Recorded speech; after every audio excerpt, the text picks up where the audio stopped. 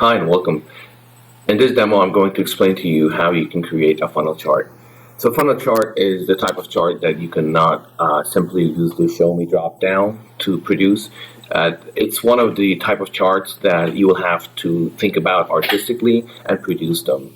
And with that being said, and this is the reason that I always say that data analytic or visualization or sort of artistic require artistic approach for an analyst to do their job. So and also the types of chart that are known and established out there are not final. Rather, the charts are in continuous improvement as we speak. There are new chart types produced that are meaningful and visually appealing, and the process to produce these charts are also something that are happening continuously. So I don't want to talk. Just to summarize, what I'm going to do in this video is that this is a sample of a funnel chart, and pretty much in this video I will show you how you can create a funnel chart using the basic and advanced methods. So to create a funnel chart, you can simply you need to have at least two dimensions of two variables, one being dimension, the other being the measures. So the simplest way to produce one is to pretty much use one of your measures, in which case we can use the profit measure. We can bring it onto the row, and this is an aggregated measurement of the profit. And by the way, I'm using the very popular Sample Superstore to produce this demonstration to you. So profit is one of the measurement variables in this data set. So once you have the profit dragged onto a row, and now we can now bring granularity to it using one of the dimensions. So in which case we can use the region, and the region can come to the color. And as you can see, now we have our aggregated sum of profits broken down into four categories of Central, East, South, and West. And so the coloring also has size to it. So the bigger each of the boxes, the more it means that measurement has more population. We can add an additional layer of granularity to this by bringing the same profit variable onto the size, and you can see. And now not only do we look at the size of the profit from the height, but also from the width.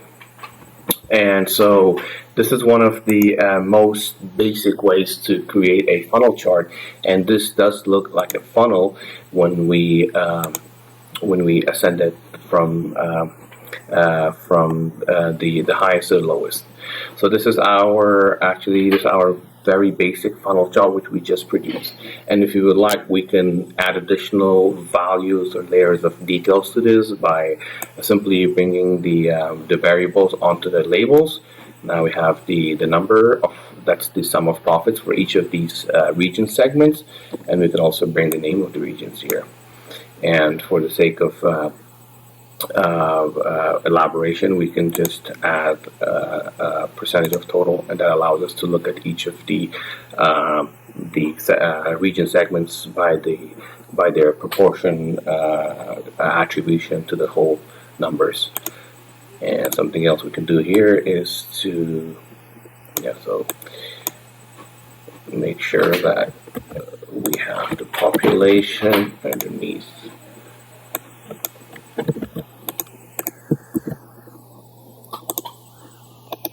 Oh, there you go.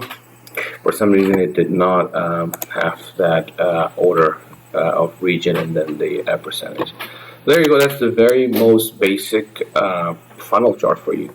Now, if you were to upgrade this to advanced funnel chart to kind of resemble this kind of funnel, I'm going to create a new sheet here now. And I'm going to start by first bringing the region onto the row, and then I'm going to bring the profit onto the column. So now we have a breakdown of region by their measure of profit. So the number one thing we need to do is we need to change this. We need to change the bar chart, the horizontal bar chart, into an area chart. Once we do that, that's the beginning of creating a funnel. And once we do that, we can also bring additional measures onto the actual label of the funnel of the area chart. In which case, we can bring the profit, and we can also bring up. Let's just bring the region first, so we don't we keep the order, and then let's just bring the profit. And there you go. So now we have the breakdown of all of the regions. Let's just click on entire view. We just produced one portion of the funnel. As you know, the funnel has both sides of the axis. We just created one side of the axis. So there are a couple of ways to bring in the other side, the left side of the axis, to complete the funnel. A couple ways. The first way is to create a calculation field. Pretty much, you're going to call this sum and minus, and what you're going to profit and minus. And what you're going to do is pretty much put the minus sign and then put the profit.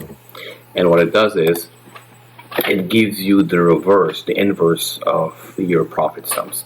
So if a profit is 200,000, then you're going to see minus 200,000. So it just adds the minus attribution to it. So and then you click on OK, and there you go. That's our variable. You simply drag it and drop it next to your sum of profit onto the column shelf.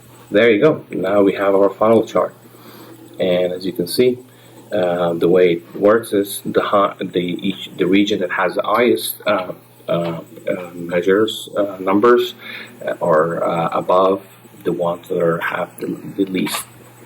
And as you know, that when we produce when we bring these measurements or dimensions onto the shelf, we are creating marks card. We're creating marks card. So we have two marks card here now, one for the profit and one for the sum of the profit and minus.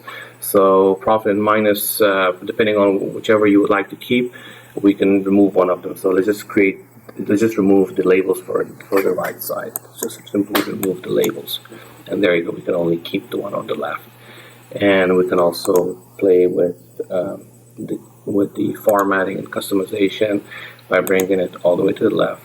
Oh, sorry, that's the minus one. Sorry, bringing the alignment all the way to the left, and then below. There you go. And you can play more with the formatting and the customization of your fonts, etc. There you go. Let's just remove the header here, and we can also remove the header here. There you go.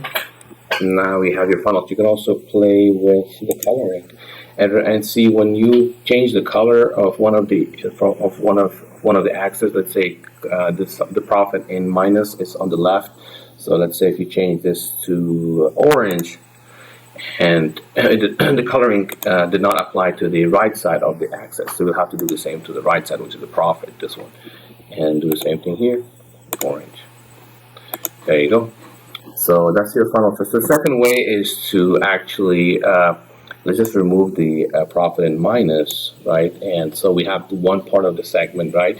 So you don't have to create a calculated field to bring the inverse of your profit or of your measure. You can simply bring the same variable, in this case is the profit, and of course it's sum because it's aggregation. You can bring it right next to the profit, and what you're going to do is, so simply right click on your edit axis and change it to reverse. So what it does is it changes the shape of your area chart to a reverse mirror. So there you go. So we click on reverse. Now we have our mirrored or reversed profit, which is the same as adding the calculation of minus to your measurement. And once you have it here, you can now play with the formatting by bringing Oops, I'm bringing the region onto the label. Oops, I shouldn't bring it onto. I should bring it to this one. Bringing the region onto the label, and then bringing the profit onto the label. Then just play with the formatting from there. Maybe bold, maybe 16. There you go. Oh, I think it's a little bit too big.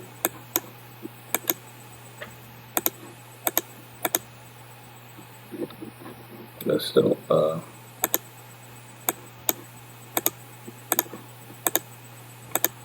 there you go. And in case you have a larger size, which you just had, and it was hiding the central region, in case you want to have a larger font, then if it's hiding one of your labels, then one of the options you have in here is to click on allow labels to overlap other marks, and that will show it to you. Although it will still be overlapping, that means it will collide with other labels. So just wanted to make sure you know how to do that. We can just change it back to 12. That's an ideal font size. There you go. That's your funnel chart. This is it for this video, and I hope you learned how to produce a basic and advanced funnel chart. Thank you for your time.